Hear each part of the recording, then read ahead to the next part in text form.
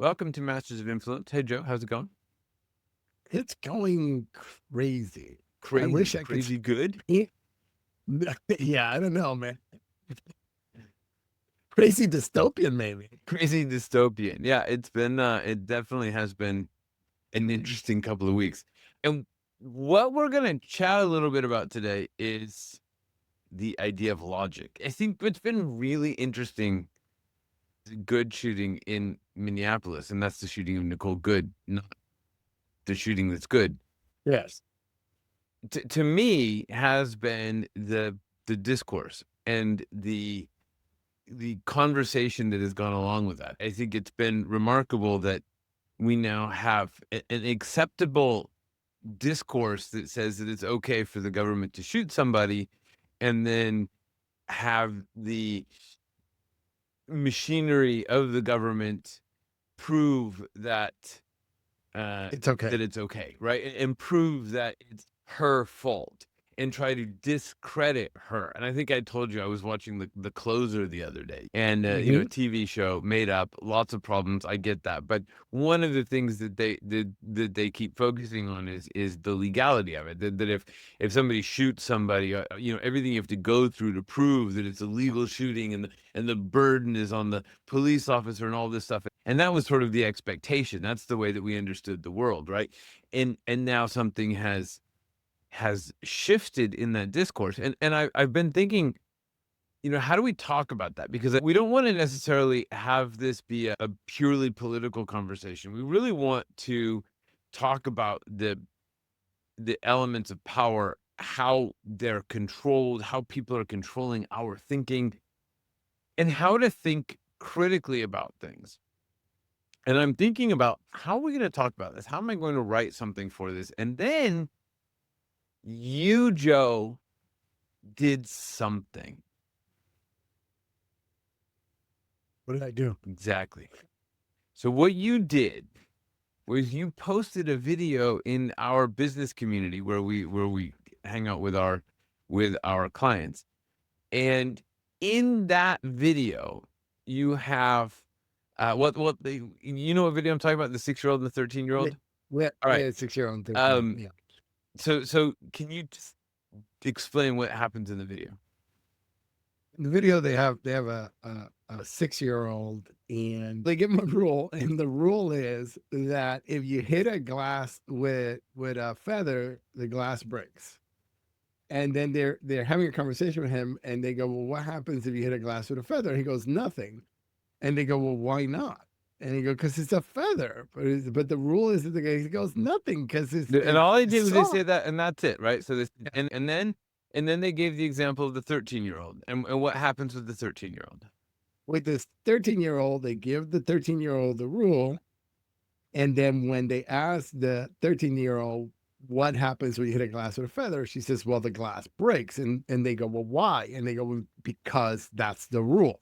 Good. So And then that's where the video ends. so Comes to interrupt that. so now, what was your interpretation of that? So you came up with you had a thought about that as it pertains to our clients, some of the work that we do together. So what was your thinking? Just My tell thing. just tell me what the thinking. Don't try and So anticipate what I want you to say. Just tell you what my thinking was. yeah. So it was like 3 o'clock in the morning, and I was or 2 o'clock in the morning. I was laying in bed, and I saw the video. And my initial thought, or my whole thought, and my only thought was, I see this happen all the time with people following the rules, right? They follow the rules even if the rules don't make sense anymore. Right. They follow the rules even if the rules don't logically compute, because there is a rule in place. I'm going to follow this rule, even if it takes me straight off the cliff. And so I wrote a little thing about that, and how people follow SOPs sometimes, even to their detriment. Good. So that was my thought. That was the So thinking that happened. so the thinking that happened was the the problem that some of our clients face is that they write a standard operating procedure, and then they follow that standard operating procedure even though it doesn't make sense. Yeah. Or Okay? even if the conditions change. So, or even if the conditions change. But Now, the point of the exercise from the originator of the exercise, do you know what the point of it was? Did you look No, into okay, so I the did I point didn't of look the at it. I just looked exercise at is that to all the people. so the point Yeah. of the exercise was to demonstrate a higher level of cognitive ability in the 13-year-old. Uh, and and and I might have this a little bit wrong, so don't quote me on it, but there's something that happens, I think it's at 4th grade level, more or less, maturity of the brain, and I might have that wrong, so don't quote me on that, but there's something that happens, right, where we're now able to think of things in more abstract terms, where we don't have to just say, uh, well, a feather's soft, so it's not going to break a glass. We can actually use the logic of something and apply that logic to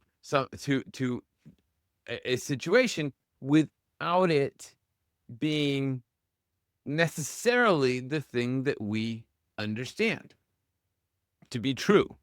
Okay. So Yes. the 6-year-old is relying on common sense. He's interpreting everything through the filter of what I know, what I understand. And the 13-year-old is applying logic. Now, the problem with that is that as human beings, we're sort of inherently biased and we're programmed to overemphasize the things that we see and we know and that we understand that we touch and we believe that those things are true.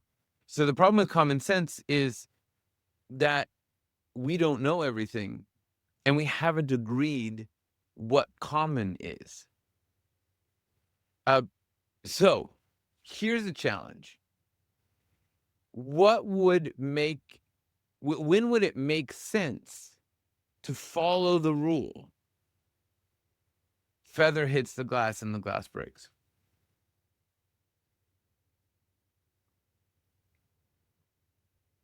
Well, it would make sense if you're when would it make sense to follow the rule, feather hits the glass and the glass break? If you're doing the exercise, if you're going through, Think of it uh, in a uh professional environment. When in a professional environment would you want somebody to follow the rule when the feather hits the glass breaks? That it's yes, I would. important. It's important to follow that rule. Yeah, well, I would follow that rule in a professional environment. If that's what it says in the rule book, that you have to follow this rule, and then you But follow the rule, and then under what circumstances would the common sense suggest that that's the right thing to do? That would align with the common sense. I don't know. I don't know under what All right, so let's circumstances. imagine you're programming a video game Yeah. and it's a magical feather. Oh, well, yeah. Under that Okay, under circumstance, that roll that circumstance, it makes rule. sense, right? So the It rule makes has sense. to Makes be perfect sense. so the Yeah. rule that you're giving the person who's programming it, even though they may say, "But feathers don't break glass." You're like, "No, no. In this game, the rule is the feather hits the glass and the Yeah. glass breaks." Um, There you go. there's another rule. Another rule. Let's say that the feather is made of lead. It's really heavy and it's sharp. And you are curating a museum where you have this really light glass. And you're like, look, guys, here's the rule. Feather If hits the the feather hit the glass, grass, glass breaks. yeah, So do not let the feather hit the hit the glass. glass. Right? And so here's the thing is that when we are well, let me back up a little bit. So what I heard from that is that we need people to follow instructions when we give them standard operating procedures. I think it's the problem is they need to follow those instructions whether they like it or not, whether they Yeah. want to or not, whether they think it makes sense or not. I don't care. If I tell you to and we work with IT companies, if the SOP says clear the cache, I don't want you thinking about whether that makes sense. You just do it.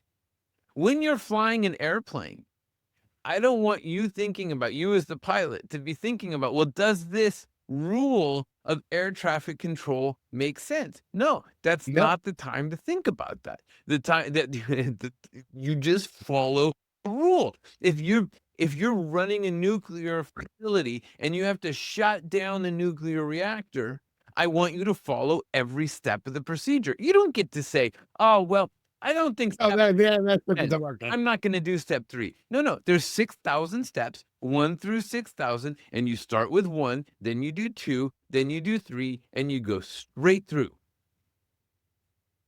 right? Because that's the idea of standard operating procedures. Is that you want people to actually follow the rules. And I'm getting to we're gonna get back to Minneapolis, but I think it's important to go through this, right? Because then there's a time when you shouldn't follow the rules, because following the rules is just following the rules. It is doing what we're instructed to do. It is following the rules and believing things based on the rules that are given. And there is so much out there that is Yes. trying to set our understanding of the world and get us to follow rules. We have rules, we have legal rules, we have religious rules. The whole time, everybody is telling us what to believe, how to act, and how to follow certain rules. But when do you not want to follow the rule? When would you apply critical thinking? And think about it from a professional standpoint, right? From a professional standpoint, when would you want somebody in let's take the example of the pilot, or let's take the example of the nuclear reactor. Well, let's take the example of the pilot because I like the example of the Well, pilot, right? either You one of take the those, the example pilot of a nuclear reactor, when should the rule not be followed? Or when should the rule be questioned? the rule should be questioned, and particularly in the case of the pilot, when it's doing the thing that the rule says is going to kill everybody. And the perfect example of that with a pilot is Sully, right? The rule said turn back and go to the airport. That's what the rule said. That's what and everything else. And they tried to freaking pin it on him that because he landed the thing in the river and he was like, in that moment, he had to question the rule. The rule, it was like, we're turning back. Like, no, we're not. Well, so Because I we, would right? actually, I would actually argue that and say, no, that because there were lots of rules about how to ditch the plane in the river. And in Yeah. fact, if you listen to interviews with him talking about the experience, he says the reason that everybody survived is because he had practiced that maneuver in simulators many Over times, and over and over and he again. knew Yeah. exactly what to do. He knew what the rules were for ditching the plane in the water. Yeah, so the question was, would he make it back to the airport or not? But he's still following the rules. Yeah, but that's And true. you could certainly make it you could make there's certain arguments where you know you maybe there aren't rules for things, Yes. and you have to make up the rules. But I think that there are very few I can't think of any circumstances where a pilot should not follow the rules. I don't think there are really any circumstances. There's circumstances where there aren't rules. There's circumstances where you have to make a judgment call. But in general, you're going to follow the rules. And I think that's the same thing with the nuclear operator. The nuclear operator is going to follow the rules. However, there's still a situation in which you don't follow the rules, or you at least apply critical thinking to the rules. Any guesses? I'm really putting you on the spot. I the advantage Yeah, that but I have is I thought this through, and the disadvantage that you have is I'm just putting you on the spot. but that's okay. I like because this it's important for us to be able to think about these things. And I think that it's important for everybody out there that's Well, listening on the spot too. They need to be on the spot the same way I'm on the spot so that they're thinking about it. Because if you can't work this out in your own head, then that's you're stuck. You're stuck, right? And so and I'm thinking, well, it harms somebody or it harms me or it like what are the circumstances inside of which or that, see, but I think even when there's a harm involved, and you yeah. actually still want people to follow the rules. Oh If yeah. there's a Yeah, yeah, situation where yeah. there isn't, um, a rule in place, but I could come up with a scenario that says, well, actually, if the rule is that he has to bring the plane back to the to to to the airport regardless, Mhm. then he should probably do that. Even if it means killing everybody that's on the plane, because maybe what he's doing is endangering an entire city. I don't know. I don't know. We're making up situations, but it's not really. It shouldn't be in the moment that you're thinking, well, what am I going to do? Because you want to take that thinking out of the pressure of the moment, out of the emotional situation. And I think your example of the plane going into the Hudson is a perfect one, because if you listen to the interviews, he even says, no, it's just muscle memory. I did the analysis because I'd known how to do it, and then I landed the plane exactly as I'd been taught. No thinking, no emotion involved. There is a time, though, for critical thinking, and that time is not at the moment of executing the SOP or the Yeah, procedure. it's It's at the postmortem. time of Yeah. designing it. So, Yeah, when you're designing it or actually postmortem when it didn't work. yeah, when you're looking at it, you say, "Well, did this work or did this not work?" Right? So the nuclear Yeah. reactor didn't shut down properly. Well, maybe we should go back and look at why, right? The plane didn't make it all the way back to the airport and crashed. Well, maybe we should look at why, right? Or if you're designing a new plane, or if you're designing a new kind of nuclear reactor, there are lots of points where you want to apply critical thinking to the process. You just don't want the critical thinking to be at the moment of making crucial decisions, because we're probably not going to make good decisions at that point, and we're going to Mhm. fall back on 6-year-old logic of what feels right, of what seems right, of what common sense tells me to do, rather than the training. The whole point of the training is so that you don't think about it at the time of executing. And you know this from the military. You get trained and drilled and trained and drilled, and you know how to fire the gun and how to take it apart and how to put it together so that when you're in the field and you've got to do it, you don't think about it. You don't think about, well, is this the right way to pull the trigger? No, you don't think about that. You just do it, Yeah, because that's it's the way yeah, right. And then you can go back and look at, well, is this the right thing or the wrong thing later? yeah, But in the moment, you don't want to have that type of debate, right? Or am I wrong? yeah. You don't. I was actually walking down the street the other day and I remembered sports, which is it's an acronym for, you know, you slide back the charging handle, you look at you observe the port, like Yeah. it's what happens when your gun jams, and you go through that You whole go through the process. And process. in my head, I could do it. I haven't done it in 30 years, and I could do it right now because I drilled it so much. But it's just like if my weapon jammed, I knew exactly what I would have to do to clear the weapon and pull and And squeeze the you trigger. you know what I would And do yeah, if I were running, let's say I was running the military, whatever the unit or whatever, right? And we bought new, I know no military terms, guys, so that's just sorry about that. But anyway, and a new type of weapon came in, and that process didn't work with the weapon. You know what I would do? I create a would go new back to process. the weapons manufacturer and tell them that they have to fix it. Because there's Mhm. no way, of course, there's no way that I am going to fix all of the brains that have been trained on that procedure. So if I mean, maybe there's a new type of weapon where completely new. Well, that's fine. But if it's close enough to what you had before, and the manufacturer just changed it a little bit so that that process that you were taught doesn't work, I'm going to go back to the manufacturer, tell them they have to fix it, because that's a lot cheaper than fixing all the soldiers out of the field, even if it's a less efficient process.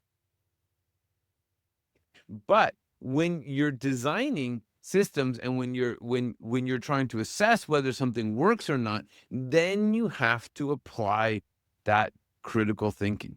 And you have to apply the, is something logical or not? Does it make sense or not? And so you want to look at a rule at some point and say, does this rule make sense? Is this rule serving me?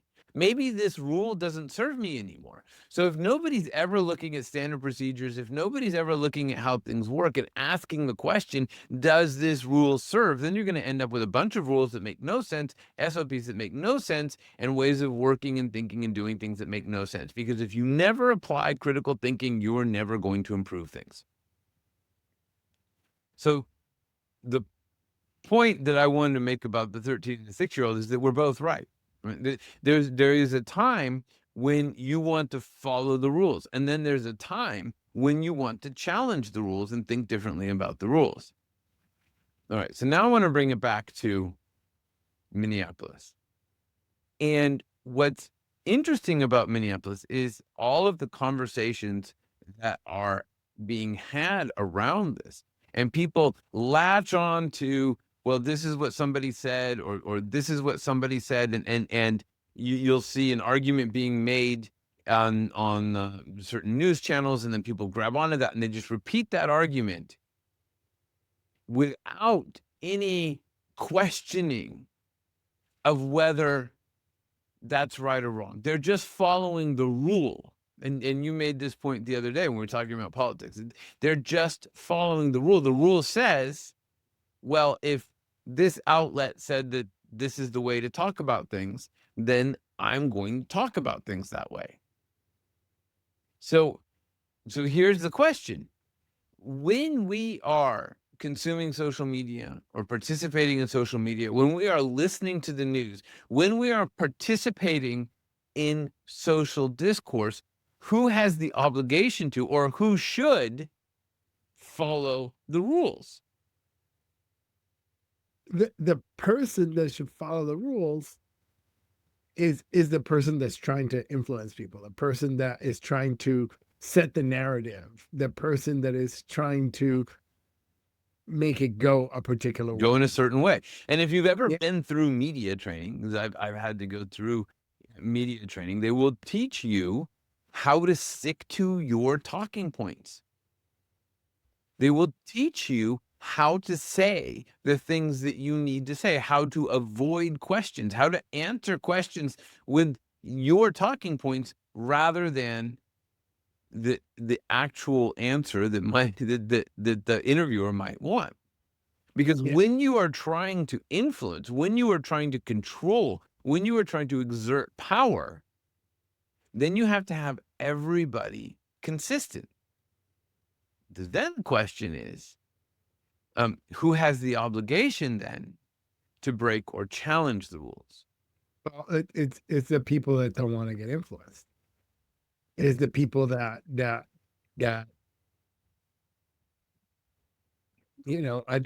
I like what you said. Just to go back for a second on that first part, is the obligation of the person to follow the rule. It's kind of like the programmer that you were talking about earlier. The programmer's obligation is to follow that rule that the feather's going to break the glass, because that's what we're trying to do. That's the We're rule. trying to build a game that does that, right? But if I am the consumer of that and I'm like, no, right?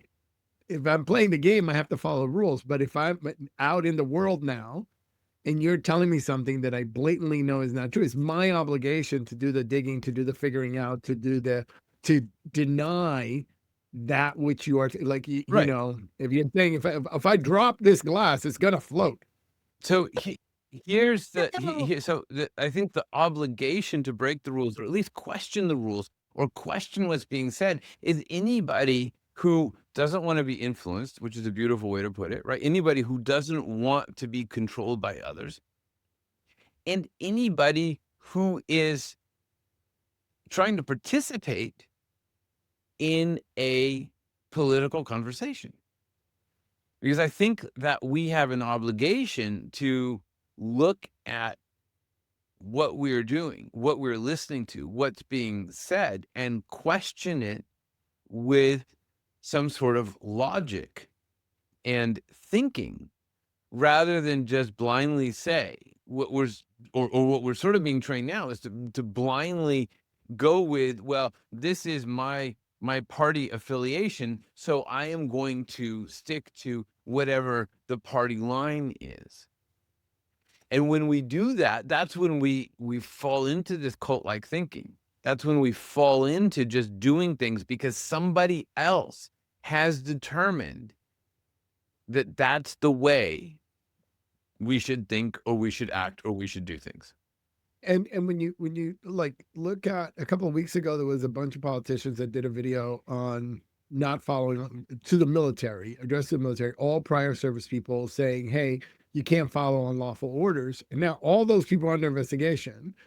Right. All those people, they're getting their life turned inside out because of this party affiliation thing, right? Like if you're not going to play by the rules of the party, you're going to pay. Or even by the And rules we're of the regime, because they're not yeah, even of the but the same party, but the regime yeah, says but something, if you're not playing by the rules of the regime, yeah. you have to listen to what we say. You're not allowed to say something, even though there is a very clear rule in the military, and that That you rule can't follow. still exists, Yes, that you must make sure that orders are legal. lawful. Yeah, you got to That follow you lawful have orders. You you cannot actually follow have an law. obligation. And there are lots of it's a complicated thing, right? It's not sort of black and white where you're going around saying, "Well, that's not legal," or "That's not legal," right? There's certain rules that you apply to understand it, but understanding the rules of warfare is actually really important. And it's important because as much as anything, there's a morality to it. If there's somebody rogue out there telling me to kill civilians, then I probably should stand up to that.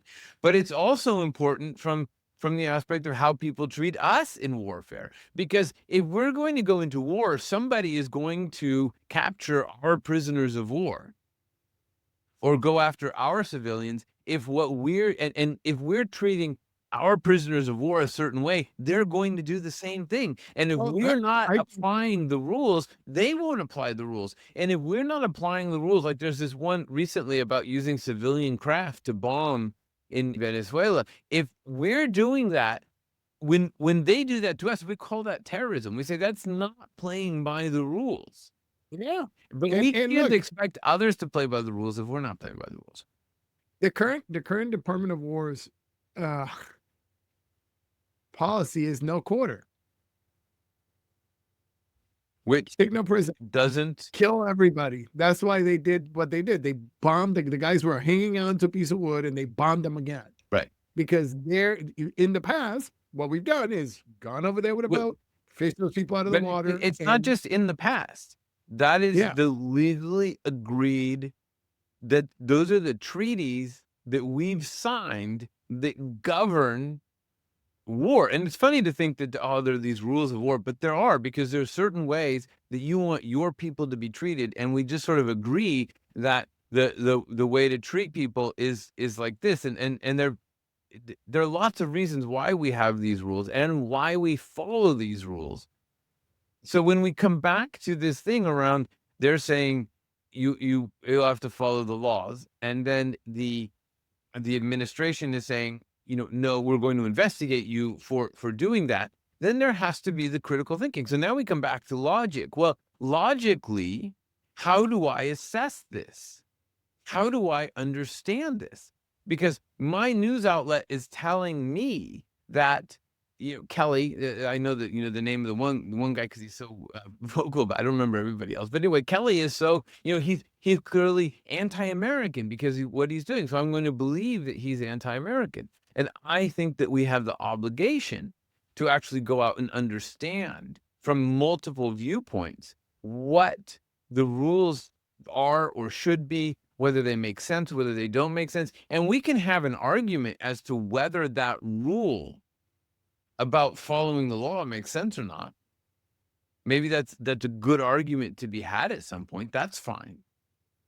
But to go out and then blindly just accuse people of terrible things because they told people to follow the rules, that doesn't seem right at all. And that's the kind of conversation we have to have. And I think that there's a rule, if we go back to Minneapolis again, the rule of you're not allowed to protest, or you're not allowed to voice your opinions, that seems to be espoused, is, for me, pretty un-American. It's not the way that we do things. So when do we challenge it? I think we have an obligation to think and challenge some of these rules, Absolutely. because we are in the design phase. Absolutely.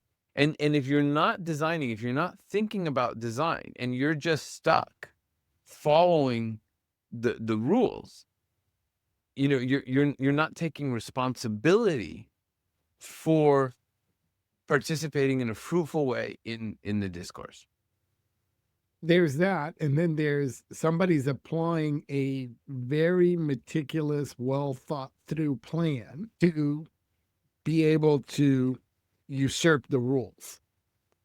And so if you're not questioning it every step of the way, and you're not in this particular case, the rule of law is under assault. Okay. In this particular case, with this particular regime, the rule of law is under assault. And so it as citizens, it is incumbent on us to go out, protest, and challenge the assault on the rule Yeah, of but I law. wanna bring it back to the thinking exercise, right? Because it's not the rule of law that we're really talking about. It's the interpretation of what people say about what's going on. Because when you're saying, "Oh, the rule of law is under assault." My point is that somebody hearing that should apply critical thinking to your statement. And Yes. they should say, well, what is the evidence for and what is the evidence against? Yes. And can you make an argument for and can you make an argument against? You should Again. be able to argue both sides. You should be able to understand both sides. I argue that there are multiple sides to any argument. You should be able to understand multiple sides to any argument. But the crucial thing is that when statements like that are being made, that we don't just follow the rule of, "Oh, I like Joe," or "I like Jeff." I mean, there may be one or two out there who do. And so I'm going to believe what they say. That's your obligation, is actually to apply critical thinking, not just believe what somebody says, no matter how Yeah. right we are. The point Yeah. is to apply critical thinking. That is the point, is to apply the And critical and to thinking. look for evidence and to look for different perspectives. So last week I talked a bit about perspectives and context. And if you're just existing within the context of what somebody else set for you, then you're not applying that critical thinking. If you're looking at the one angle that somebody pointed out to you, then you're not applying the critical thinking. To apply it, you have to look at different angles. And I don't mean that you have to go to, Fox News and MSNBC, right? That's not the point, because that's a fallacy. The idea that those are two points of view is not, it's not. Those are two political views, but they're not. If you need to do the actual critical thinking and the So you looking you and the need to under. look Yeah. at the Yeah. evidence that's coming through. Some people are providing very narrow views of what happened. Others are saying, well, here are 15 different camera angles that are all synchronized so that we can look together at what's happening. Those are very different situations. And so when you're looking at it from I am going to follow the rule of believing everything that my party says, then you're going to endorse the very narrow perspective. If you want to challenge that, if you want to apply critical thinking, then you're going to look at lots of different angles, regardless of the channel that it comes from. It doesn't matter what channel it comes from if there's an attempt to provide a broader picture. But the critical thinking that we have to do is to ask for that broader picture and not just blindly follow the rules of, I am going to do what my party tells me to do or what my party says I should do. Next time, we're going to talk about some rules of logic, because there are ways to think about arguments that are being made that allow us to assess whether or not the argument makes sense or not. And it doesn't matter the channel. Again, it can be from Fox News or MSNBC or New York Times or your neighbor or whoever. There are ways to actually look at the argument and assess whether or not that argument holds water, whether or not it is a logical argument, whether or not it should be whether or not you should be influenced by it.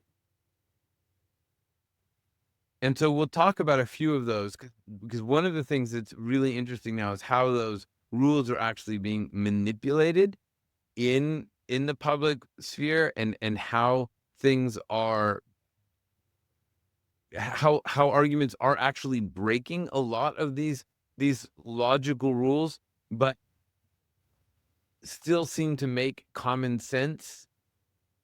So we look at the common sense and we're ignoring the logic. So anyway, the point from today is really to think about those different arguments, right? Is it Yeah. time to be the 6-year-old and follow the rules? Is it time to be the 13-year-old? Is it time to be the 6-year-old and challenge the rules? Challenge the Is it rules. time to be the It's the 13-year-old and follow the rules?